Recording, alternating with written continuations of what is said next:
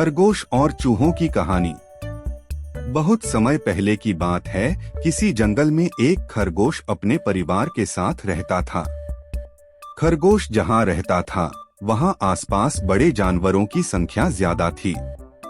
खरगोश और उसका परिवार हमेशा इस बात से डरे हुए रहते थे कि कोई जानवर आकर उन्हें नुकसान न पहुँचा दे। उन्हें अपने घर के आसपास जरा भी हलचल सुनाई देती थी तो वो झट से अपने बिल में छुप जाया करते थे।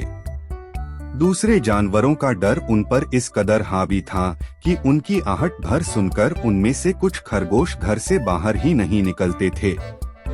यह सब देखकर खरगोश बड़ा परेशान रहता था। एक दिन घोड़ों का दल उनके घर के पास से गुजरा।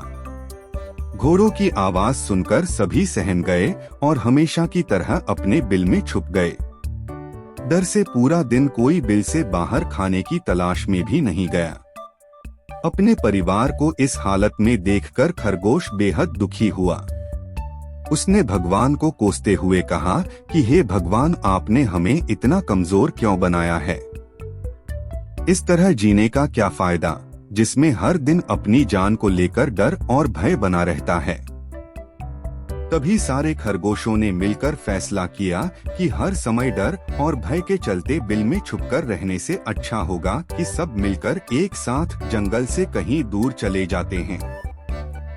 सभी खरगोश इकट्ठे होकर जंगल से कहीं दूर जाने के लिए निकल पड़े। सभी खरगोश और उसका पूरा परिवार नदी के पास पहुँचे। नदी के पास कई सारे चूहों के बिल थे।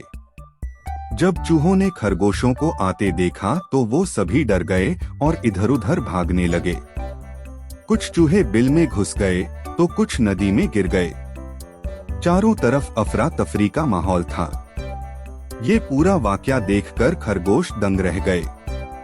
उन्हें इस बात का यकीन नहीं हो रहा था कि उन्हें देखकर भी किसी में दहशत हो सकती है। अब तक तो वह खुद को ही सबसे कमजोर प्राणी समझते थे और भगवान को दोष देते थे।